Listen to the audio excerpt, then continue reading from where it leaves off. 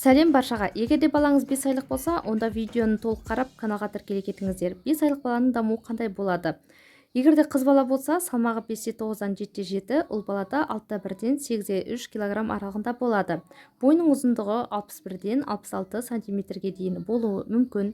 Ұйқысына келетін болсақ, жалпы 4 айдан асқан балаларда регрессина, яғни ұйқының бұзылуы байқалады. Бала аз-аздан ұйықтап жиі оянады, түнгі ұйқыға кетуі қиындайды.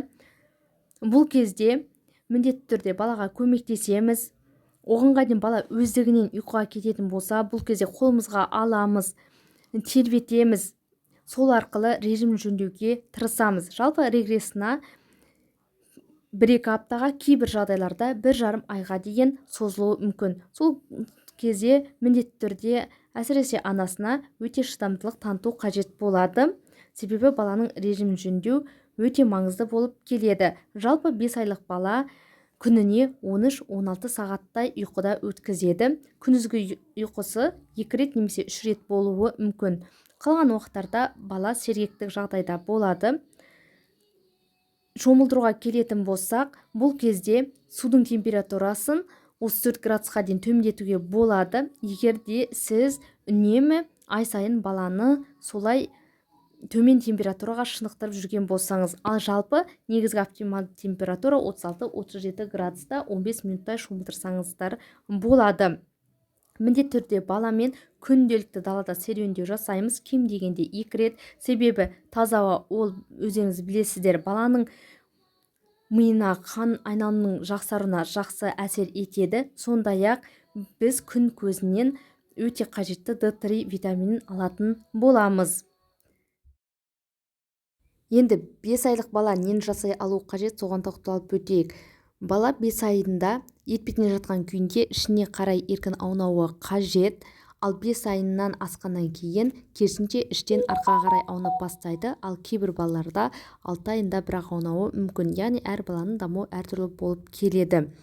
Және де ішпен жатқан кезінде иығын көтеріп, қолына опора, яғни тірек қоя алатын болады. Айналасындағы заттарға қызығып қарайды, қолымен ұстайды. Ойыншықты 10-15 минуттай қолында ұстай алатын болады. Бұл кезде баламен әңгімелесу, оған айналадағы заттарды таныстырып, кітап оқу өте маңызды болып келеді. Барлық заттарға, дыбыстарға жалт етіп қарайды. Ата-анасын таниды, бөтен адамдарға жатырқап, жылап, реакция беруі мүмкін. Жаңа айтқандай, айналадағы заттарды, түрлі картинка суреттерінің атын атап, үнемі таныстырудан шаршамаңыз. Бала бұл кезде өзінің эмоциясын білдіріп, күліп сізге жауап қайтаратын болады. 5 айлық кезінде еңбектеуге алғышарттар қалыптаса бастайды, яғни 4 тағандап тұрады, теңселеді, жартылай бүйірмен отыруға дайындық басталады. Ал кейбір балаларда 1-2 апта кешігіп бұл дағдыларды үйренуі мүмкін. Алайда бұл уақытта баланы өздеріңіз көмектесіп отырғызып қажеті жоқ. Бізде болады, 3 айынан асқан баланы жастық тіреп отырғызып қояды. Менің балам отырды деп қуанып жатады. Олай өте қате, себебі баланың арқа бұлшық еттері қатаймағандықтан омыртқа бағанасын ұстай алмайды. Кейінірек үлкен күштеме түсіп, бала отырған кезде 8-9 айында омыртқа бағанасының қисаюына, доғалануына алып келеді. Және де кейін өз орнынан тұрған кезде балаға қиынырақ болады, ауырсыну сезімін тудыратын болады. Сондықтан бала өздігінен отырмайынша, дайын болғанша көмектеспейміз. Ал егерде 5 айынан асып өздігінен отырса, ол әрине жақсы. Кейбір балалар 6-7 айында, ал кейбіреуінде егерде гипотон жағдайы болса, әсіресе 9 айға дейін созылуы мүмкін.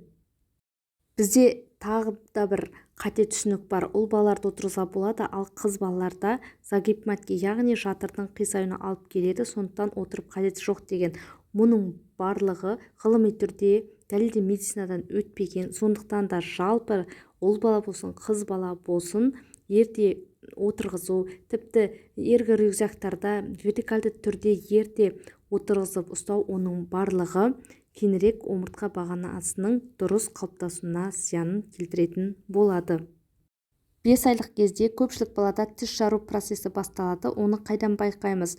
баланың ұйқысы қашады, мазасыз болады, көп жылайды, қызыл иектері ісінеді, барлық ойыншық заттарды аузына апарып тістегіш келеді. Бұл кезде балаға көмектесу мақсатында резеңке силиконды ойыншықтарды суықтатып берсеңіздер болады, ал құрамда лидокаині бар түрлі маздарды қолдануға кеңес бермеймін. Сондай-ақ дәріханаларда сатылатын саусаққа арналған қолғапшаларды қолданып қызыл иекке массаж жасасаңыздар болады. Енді тамақтануға келетін болсақ, егерде емізулі бала болса, күніне 6-7 рет, ал аралас немесе жасанды тамақтанудағы, яғни смеш жетім болса, күніне 5-6 рет тамақтандырсаңыздар болады. Алайда салмағына міндетті түрде мән береміз. Жалпы бала айына 700-800 граммдай салмақ қосады. Салмағы қалыпты кіші дәретін шығуы дұрыс болса, онда негізінен 6 айына дейін тек емізген дұрыс. Балаға ерте прикорм бастау зиян болып келеді, себебі әлі де асқазанында ас қорытуға арналған ферменттері толық жетілмеген болып келеді.